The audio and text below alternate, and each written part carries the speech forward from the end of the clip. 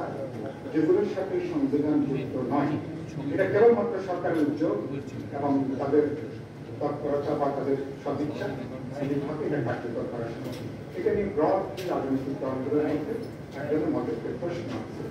যে প্রশ্ন নিয়ে বেশি আলোচনা হচ্ছে সংবিধান সংক্রান্ত যে সংশোধনীগুলো আজকে এখনই জাতীয় কমিশনের সভা যে আজকে শুরু হচ্ছে এখন, সেখানে গুরুত্বপূর্ণ আলোচনার বিষয় হচ্ছে সংবিধান সংক্রান্ত যে প্রস্তাবগুলো এগুলো কিভাবে বাস্তবায়িত হয়।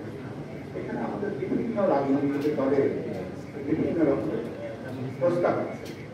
আমি মনে করি যে এই প্রস্তাবগুলো যেহেতু আমরা এতদূর পর্যন্ত আসতে পেরেছি, এটাকে আলাপ আলোচনা করে কারণ এতগুলো ভিন্ন মত নিয়ে সত্যি সত্যি গণভোটে যাওয়ার কোনো সুযোগ এটা নিশ্চয়ই নাগরিক কোয়ালিশন আপনারা নিশ্চয়ই চিন্তা করেছেন, কথাবার্তা বলেছেন। অতীতে বাংলাদেশের কোনো গণভোটের কিন্তু অভিজ্ঞতা আমাদের সুখকর নয়।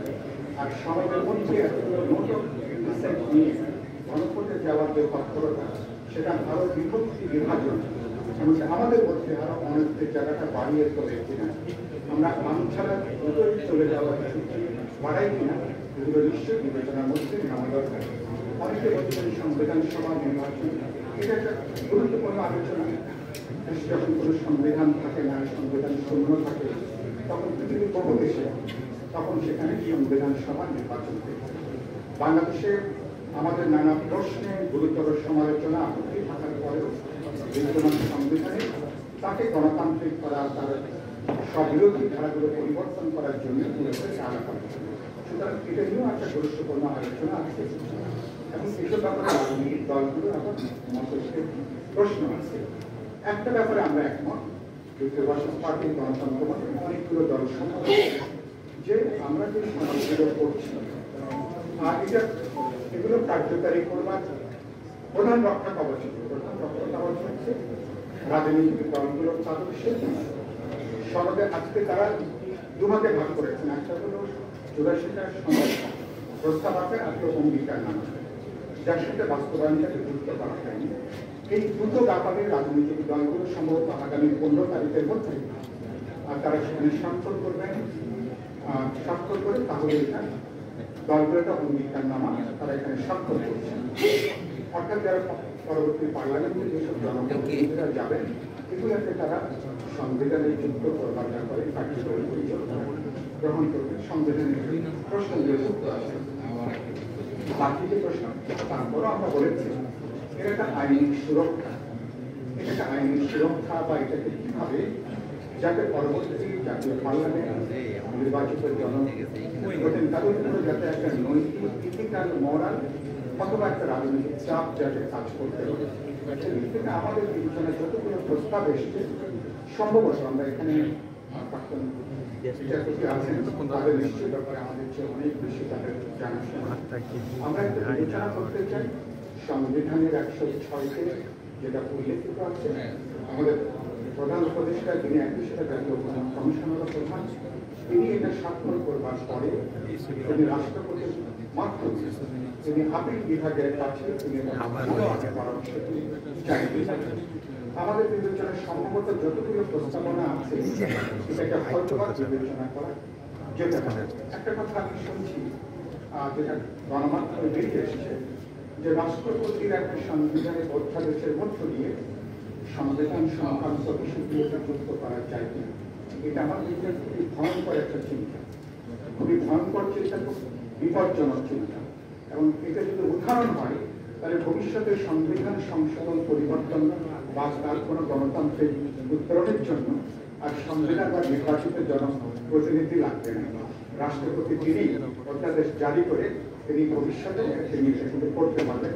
সম্ভবত নাগরিক কোয়ালিশন বা যারা এখানে যুক্ত আছেন বা জনগণের বিভিন্ন অংশ আর যে রাষ্ট্রপতির কথা বলা হচ্ছে তার ব্যাপারে নানা প্রশ্ন আছে, সমালোচনা আছে, হয়তো আমরা একটা সাংবিধানিক ধারাবাহিকতার কথা বলে তিনি এখনো আছেন। সুতরাং আমার মনে হয় যে এগুলো মিলে আমরা তাৎক্ষণিক কোনো কিছু বিবেচনা করে ভবিষ্যতের জন্য কোনো বিপজ্জনক হয়, ভবিষ্যৎ গুরুতর কোনো সংকটের রাস্তা যেন আমরা তৈরি না করি। শেষ করতে চাই আমরা যেখানে আছি মনে করি যে আমরা কিছু প্রশ্নে দলগুলো আমাদের জন্য বোঝাপড়া দরকার, কিছু প্রশ্নে পরস্পরের সঙ্গে অ্যাকোমোডেশন দরকার, মানে একটা বৈচিত্র্যের মধ্যে ঐক্যের জায়গাটা, ভিন্নতার মধ্যে ঐক্যের জায়গাটা কোথায় তৈরি করতে পারি। কোনো প্রশ্নে যদি খুব দড়ি যদি বেশি টানাটানি করি, সেই দড়ি কিন্তু অনেক সময় ছেড়ে যাওয়ার ঝুঁকি থাকে, এবং সেই ঝুঁকিতে ইতিমধ্যে আমরা আরেকটি নির্বাচন আমাদের ঝুঁকি আছে, যে প্রত্যাশীদেরকে আমরা করছি যারা নানা কারণে নানা ছুটায় যারা আবার ফিরে আসার চেষ্টা করছে, সেখান থেকে এই নির্বাচনকে যারা নানা দিক থেকে অনিশ্চিত করে তুলতে চায়, ফেব্রুয়ারি নির্বাচন অনিশ্চিত করা, সরকার আমাদের গণতান্ত্রিক অভিযাত্রাও অনেকখানি ঝুঁকির মধ্যে পড়া, অনিশ্চিত হয়ে যাওয়া, এরকম একটা ঝুঁকির জায়গায় যাওয়াটা সম্ভব আমাদের সামগ্রিক বিবেচনা সেটা আমাদের ঠিক হবে না। আশা করি সবাই আমরা সে দায়িত্বশীল আচরণ করবো। নারী আসনের ব্যাপারে আমাদের অবশ্যই স্পষ্ট, আমরা মনে করি এখানে নারী আসনকে একসাথে উন্নীত করে প্রত্যক্ষ নির্বাচনের ব্যবস্থা করা, এবং এটা কয়েক দশকে শুধুমাত্র নারী আন্দোলনের দাবি, গণতান্ত্রিক প্রগতিশীল সমাজের নানা অংশে, এবং এটা নিয়ে গত প্রায় আমার মনে আছে 25-30 বছর ধরে আমরা কিন্তু আন্দোলন করে আসছি। ফলে সেই জায়গা থেকে এবং দলগুলো এবার রাষ্ট্র প্রমাণ করেছে, আমাদের ইউনিয়ন পরিষদ, লোকাল বডি ইলেকশন, সেখানে প্রমাণ হয়েছে নারীরা যদি সুযোগ পায় তাহলে সুযোগ নিয়ে পুরুষের সমান তারা কিন্তু যোগ্যতা নিয়ে অনেক বেশি কিন্তু প্রতিনিধিত্বের জায়গাটা তারা কিন্তু আসতে পারে। ফলে নারীরা প্রস্তুত না, এই কথা বলে আর এটা এটাকে মনে হয় এত বেশি দিন ঝুলিয়ে রাখা কোনো সুযোগ নেই। আমি মনে করি আলোচনাটা এখনো শেষ হয়নি, বিশ্ব দলগুলো এটা বিবেচনা করবে, আলোচনা করে নারী আসনে প্রত্যক্ষ নির্বাচনের জায়গাটা, এবং যেটা এই ব্যাপারে নারীদের যে পুরুষদের অনেক বেশি এগিয়ে আসা, সুতরাং সেই যদি আমরা করতে পারি তাহলে আমরা সামগ্রিকভাবে বাংলাদেশের গণতান্ত্রিক উত্তরণের যে প্রশ্নটা, এবং আমি প্রায় বলি যে এক জায়গায় সাইকেল দিয়ে যাবে, সার্কাস জায়গায় চলে, কিন্তু এটা দিয়ে বহু দূর যাওয়া যায়। তো সেই জন্য নারী পুরুষ এবং জনসংখ্যার দিক থেকে নারীরা হচ্ছেন বেশি, কিন্তু 5 লক্ষ ভোটার সম্ভবত নারী কম, কিন্তু প্রায় বলতে পারি সমান সমান।